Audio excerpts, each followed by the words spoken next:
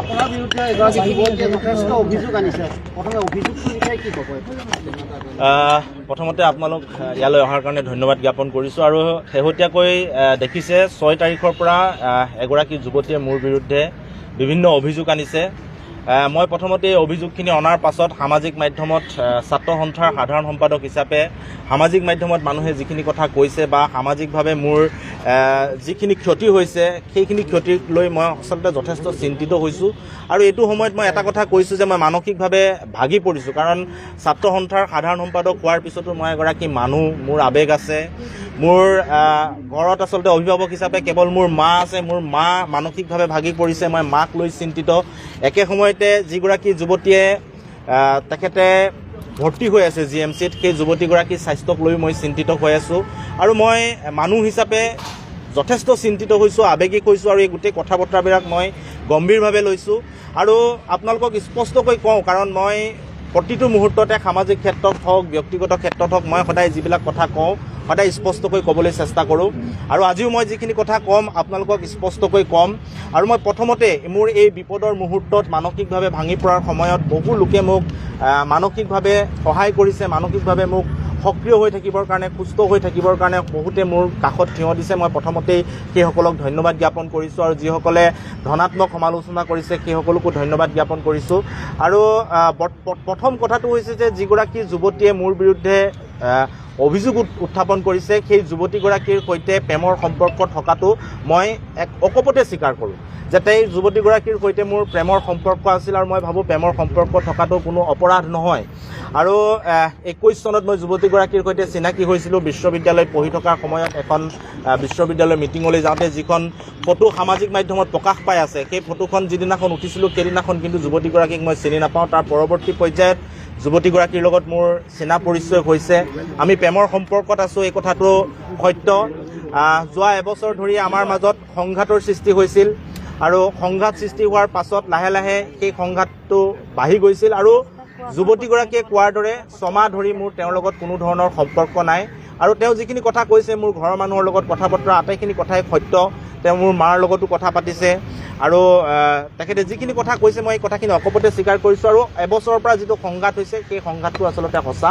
আৰু 6 মাহ ধৰি যুৱতীগৰাকীয়ে কোৱাৰ দৰে যি ধৰণৰ যোগাযোগ নাছিল, মোৰ 6 মাহ ধৰি কোনো ধৰণৰ যোগাযোগ নাছিল। আৰু এই বিষয়টোৰ পৰা আচলতে আঁতৰি হোৱা হৈছিল। আৰু হঠাৎ 6 মাহৰ পাছত এইদৰে গোটেই কথাখিনি বিস্ফোৰক যিখিনি কথা আনিলে বা অভিযোগ আনিলে, এই কথাখিনিক লৈ মই আচৰিত হৈছোঁ, মই চিন্তিত হৈছোঁ। আৰু মই এটা কথা কৈছোঁ যে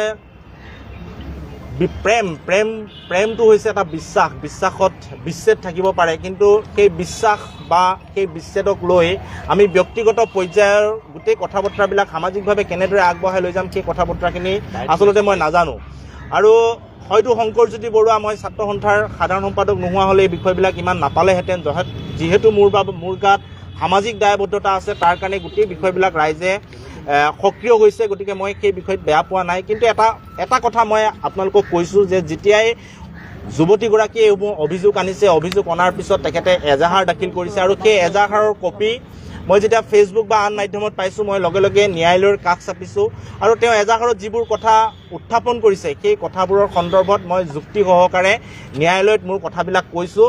আৰু 6 তাৰিখে যুৱতীগৰাকীয়ে এজাহাৰ দিছিল। আৰু মই 7 তাৰিখৰ দিনাখনে মোক কোৰ্টে অগ্ৰিম জামিন দিছে, শনিবাৰ দিনাখনে মোক জামিন দিছে। এইটো জামিনৰ কপি, ইয়াত গোটেইখিনি কথা লিখা আছে। লগে লগে মোক অগ্ৰিম জামিন দিছে। আৰু তাই যিখিনি অভিযোগ উত্থাপন কৰিছে মোৰ ওপৰত, সেই অভিযোগখিনিৰ ভিত্তিতেই মই জামিন লাভ কৰিছোঁ। আৰু 7 তাৰিখে জামিন পোৱাৰ পিছতো মই কিন্তু থানাত গৈ জামিনৰ কাগজখন যোৱাকালি দিছোঁ, কালি গৈ মই জমা কৰিছোঁ। আৰু পৰৱৰ্তী যিসমূহ কেছ, এতিয়া যদি আপোনালোকে সোধে সংঘাত কিয় হ'ল, কি নহ'ল, এই গোটেইখিনি আচলতে ব্যক্তিগত কথা। আৰু যিহেতু এতিয়া কেছটো ন্যায়ালয়ৰ মজিয়ালৈ গ'ল, ন্যায়ালয়ৰ মজিয়ালৈ যোৱাৰ পিছত মোৰ যিখিনি বক্তব্য ক'বলগীয়া আছে, আমাৰ কিয় সংঘাত হ'ল, সংঘাত কেনেকৈ আৰম্ভ হ'ল, কি কাৰণে আঁতৰি আহিবলগীয়া হ'ল, এই গোটেই কথাখিনি মই ইতিমধ্যে অগ্ৰিম জামিন লওঁতে ন্যায়ালয়ক জনাইছোঁ। আৰু ইয়াৰ পিছৰ পৰ্যায়ত 21 তাৰিখটো পৰৱৰ্তী তাৰিখ হিচাপে নিৰ্ধাৰণ কৰিছে। গতিকে তাৰ পৰৱৰ্তী পৰ্যায়তো মোৰ যিখিনি ক'বলগীয়া, সেই ক'বলগীয়াখিনি মই নিশ্চিতভাৱে মই ন্যায়ালয়ৰ মজিয়াত ক'ম। আৰু আশা ৰাখিছোঁ এই মুহূৰ্তত সকলোৱে আমাক সহায় সহযোগ কৰিব। বিপদ আহিছে, এই বিপদক মূৰ পাতি লৈছোঁ। আৰু মই কোনো কাৰণতে এই কথা বতৰাবিলাক অস্বীকাৰ কৰা নাই। আৰু কিন্তু যিখিনি কথা বতৰা কৈছোঁ কৈছে যে প্ৰতাৰণা কৰা আন কৰা যিখিনি অভিযোগ আনিছে সেইসমূহ কিন্তু অভিযোগ সেই অভিযোগসমূহ এতিয়ালৈকে প্ৰমাণিত হোৱা নাই প্ৰমাণ কৰিব আদালতত মোৰ যিখিনি ক'বলগীয়া মই সেইখিনি আদালতত দিম আৰু মই এটা কথা জানো যে যুৱতীগৰাকীৰ লগত মোৰ প্ৰেম আছিল সেই কথাটো মই অকপতে স্বীকাৰ কৰিছোঁ আৰু সেই প্ৰেম যেতিয়া আছিল তেতিয়া আমাৰ মাজত যি মধুৰ সম্পৰ্ক আছিল সেই সম্পৰ্কক মই আজিও শ্ৰদ্ধা কৰোঁ আৰু সেইকাৰণে কি কাৰণে সংঘাত হ'ল সেই কথাখিনি মই ৰাজহুৱাকৈ ক'ব বিচৰা নাই ৰাজহুৱাকৈ কৈ মই কাৰো আচলতে কোনো ধৰণৰ ব্যক্তিগত আক্ৰমণ কৰিব বিচৰা নাই আৰু কোনোবাই যদি মোক ৰাজহুৱাকৈ বিভিন্ন সামাজিক মাধ্যমত যুৱতীগৰাকীয়ে যদি ৰাজহুৱাকৈ মোক আচলতে বিচলিত কৰি বা বিভিন্ন ফটো আন বিষয়সমূহ ৰাজহুৱাকৈ তেখেতে প্ৰকাশ কৰি যদি তেখেতৰ মানসিক ভাৰসাম্য মানসিক পৰিস্থিতি ভাল নহয় বুলি কৈছে আৰু এই ধৰণৰ কাম কৰিলে যদি মানসিক পৰিস্থিতি ভাল হয় তেতিয়াহ'লে মোৰ তাত আপত্তি নাই কাৰণ মই এতিয়া ন্যায়ালয়ৰ দ্বাৰস্থ হৈছোঁ উকিলৰ লগত কথা বতৰা পাতিছোঁ আইনজ্ঞৰ পৰামৰ্শ লৈছোঁ ইতিমধ্যে অগ্ৰিম জামিন পাইছোঁ পৰৱৰ্তী যিসমূহ বিষয় যিখিনি এভিডেন্স থাকিব যিখিনি মোৰ কথা বতৰা ক'বলগীয়া থাকিব সেই কথা বতৰাখিনি মই ন্যায়ালয়ত ক'ম কাৰণ ৰাজহুৱাকৈ কোৱা কথা বতৰাখিনিয়ে কোৰ্ট অফ কণ্ডেম হ'ব ন্যায়ালয়ক অৱমাননা কৰা হ'ব গতিকে মোৰ সকলো তথ্য মই ন্যায়ালয়ত দিম আৰু যিয়ে আচলতে আইনী প্ৰক্ৰিয়াত যুঁজ দিব বিচাৰে এই যিসমূহ তথ্য থাকে সেই তথ্যসমূহ ন্যায়ালয়ত দিবৰ কাৰণে ব্যৱস্থা গ্ৰহণ কৰিব লাগে সামাজিক মাধ্যম বা আন জৰিয়তে মানুহৰ ব্যক্তিগত যি ধৰণৰ আচলতে হানি কৰাৰ চেষ্টা কৰে এই ধৰণৰ কথা বতৰাবিলাক মই উপযোগী নহয় বুলি ভাবোঁ গতিকে মোৰ হাতত যিবিলাক তথ্য আছে মই যিখিনি ক'বলগীয়া আছে মই সেই কথাখিনি ব্যক্তিগত কথা বতৰাবিলাক মই ৰাজহুৱাকৈ কাৰো আগত নকওঁ সেইখিনি মই ন্যায়ালয়ৰ ওচৰত দ্বাৰস্থ হ'ম ন্যায়ালয়ক ক'ম আৰু ন্যায়ালয়ৰ পৰা যি ৰায় আহিব সেই ৰায়ৰ পিছত মোৰ যিখিনি পৰৱৰ্তী পদক্ষেপ সেই পৰৱৰ্তী পদক্ষেপখিনি মই গ্ৰহণ কৰিম কালি দিছপুৰ আৰক্ষীয়ে আপোনাক কিবা সুধিছে নেকি আপুনি যিহেতু বেইল তাতে এখন দিবৰ বাবে গৈছিলে হয় মই কোৰ্টৰ পৰা যেতিয়া বেইল পোৱা যায় সেই বেইলখন থানাত জমা দি এটা ৰিচিপ্ট কপি আনিব লাগে আৰু মই সেই ৰিচিপ্ট কপিটো আনিবলৈ গৈছোঁ আৰু ৰিচিপ্ট কপিটো আনিবলৈ যাওঁতে মোৰ পৰা ষ্টেটমেণ্ট লৈছে গোটেই ঘটনাটোত কি ঘটনা সংঘটিত হৈছে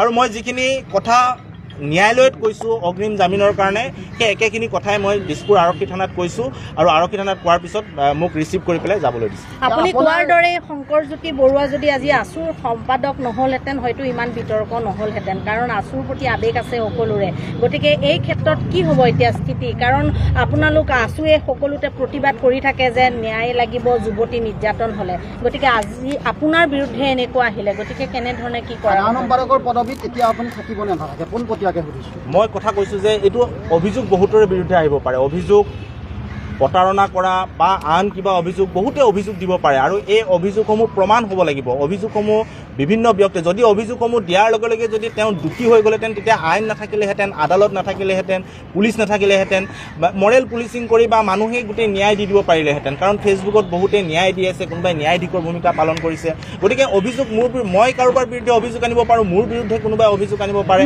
অভিযোগ অনাৰ লগে লগে যদি গোটেই কথাটো প্ৰমাণেই হৈ যায় তেনেহ'লে আইন আদালতৰ কোনো দৰকাৰ নাথাকিব যিহেতু অভিযোগ আনিছে সেই অভিযোগ মই যিখিনি অভিযোগ আনিছে যিখিনি স্বীকাৰ কৰিব লাগে মই কৰিছোঁ আৰু যিখিনি মোৰ হাতত তথ্য আছে সেইখিনি মই ন্যায়ালয়ত দিম ন্যায়ালয়ে যেতিয়া সুদ উত্তৰ দিব তাৰ পৰৱৰ্তীসমূহ পদক্ষেপসমূহ মই পুনৰ আকৌ গ্ৰহণ কৰিম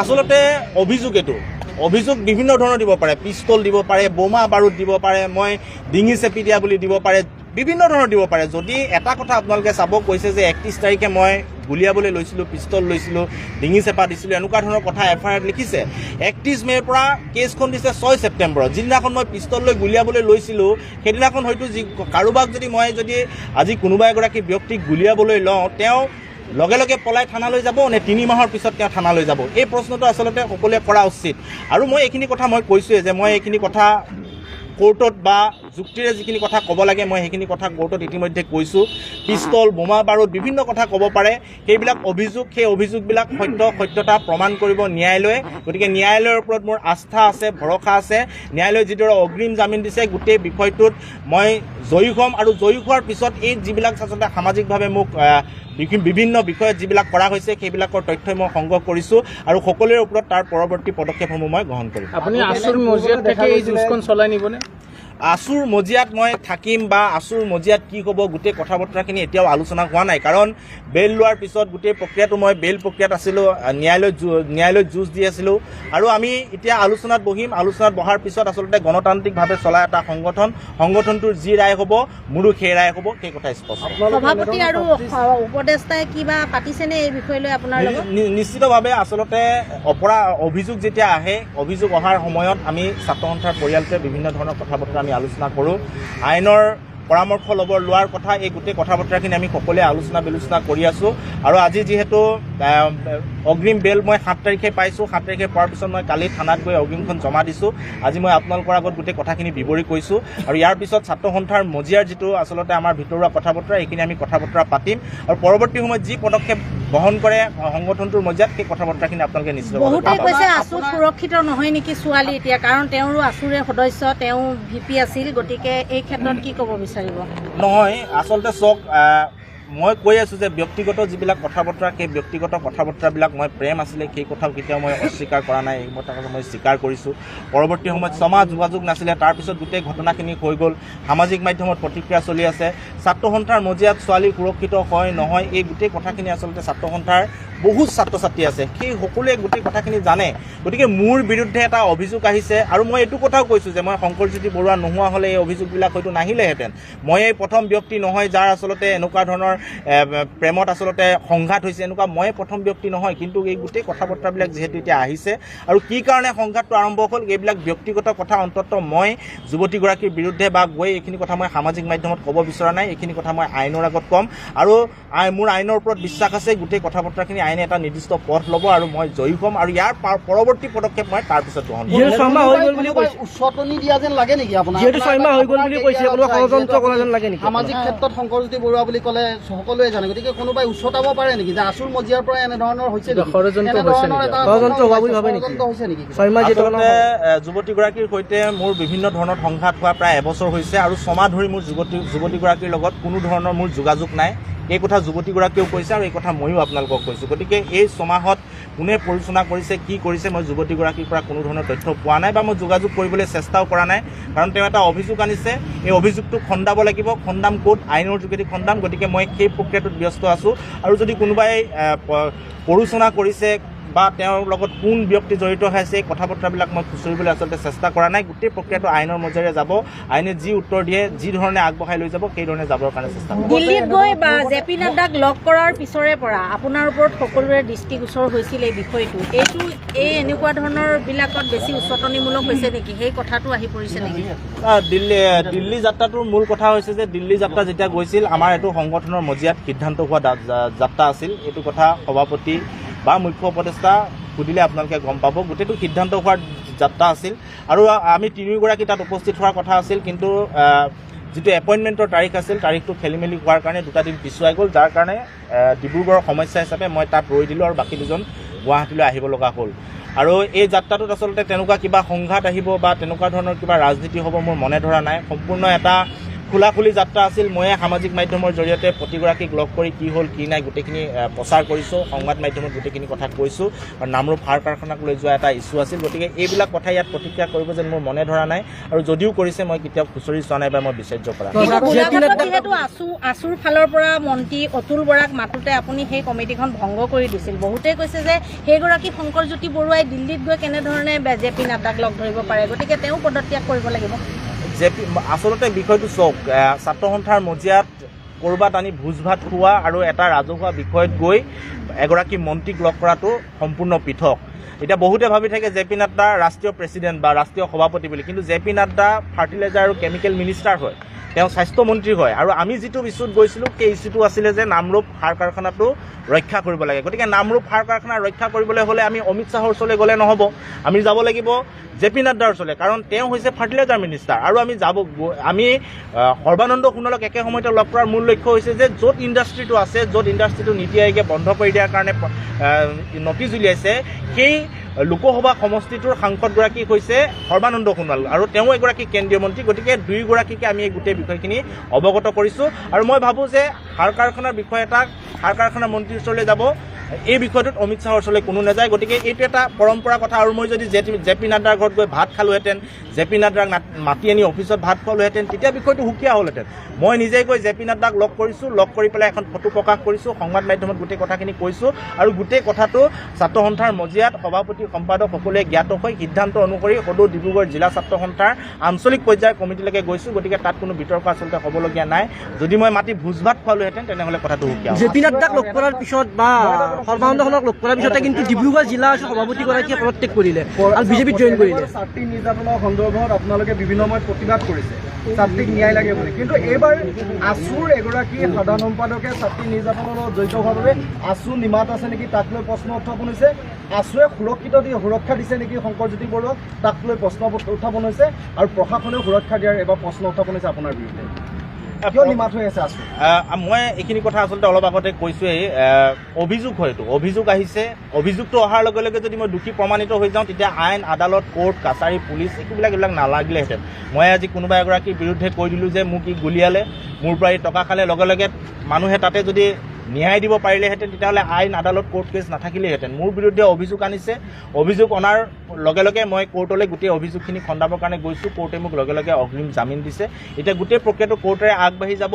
ইয়াত যি দোষী সি আচলতে শাস্তি পাব। আৰু মোৰ যিখিনি ক'বলগীয়া আছে মই কৈ আছোঁ আপোনালোকক যে মোৰ বিৰুদ্ধে যেনেকৈ ব্যক্তিগত কথাসমূহ সামাজিকভাৱে কৈ দিয়া হৈছে, তেনেদৰে মই কাৰো ব্যক্তিগত কথা বা সেই সম্পৰ্কত মই যিহেতু সম্পৰ্কত আছিলোঁ, গতিকে সেই ব্যক্তিগত কথাবোৰ এনেকৈ সামাজিক মাধ্যমত কৈ দিয়া মোৰ মানসিকতা নাই। সেই মানসিকতাৰ মই পৰিচয় নিদিওঁ। মোৰ যিখিনি কথা ক'বলগীয়া আছে মই সেইখিনি ন্যায়ালয়ত ক'ম, আৰু ন্যায়ালয়ে উচিত বিচাৰ দিব। তাৰ পৰৱৰ্তী পদক্ষেপ মই তাৰ পিছত গ্ৰহণ কৰিম। উল্লেখ কৰিছে যে শাৰীৰিক সম্পৰ্ক ৰক্ষা কৰাৰ কথা এটা কৈছে, সেইটো কিমান দূৰ সত্য? আচলতে সকলো মানুহে প্ৰেম কৰে। প্ৰেম কৰাৰ সময়ত যিখিনি কথা বতৰা হয় বা প্ৰেম এটা ভালকৈ চলি থকাৰ সময়ত যিখিনি হয় সেই গোটেইখিনি কথা বতৰা মই স্বীকাৰ কৰিছোঁ অসমতে। আৰু এই পৰৱৰ্তী সময়ত যিখিনি কথা বতৰা আহিছে, প্ৰেমত সংঘাত আহিব পাৰে।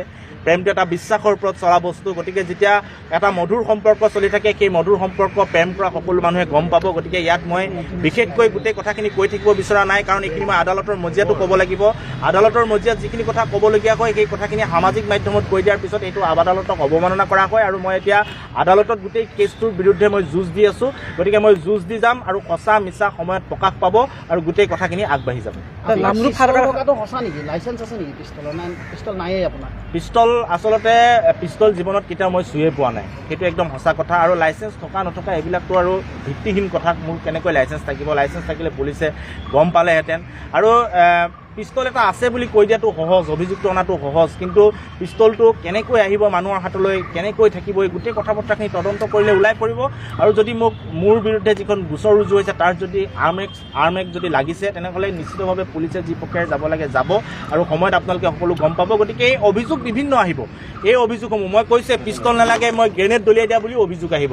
গতিকে এই অভিযোগসমূহ প্ৰমাণ হ'ব আইনৰ কাঠগড়াত। গতিকে আইনৰ কাঠগড়াত প্ৰমাণ হোৱালৈকে মই ৰ'ম, তাৰপিছত মই মোৰ পৰৱৰ্তী পদক্ষেপ ল'ম।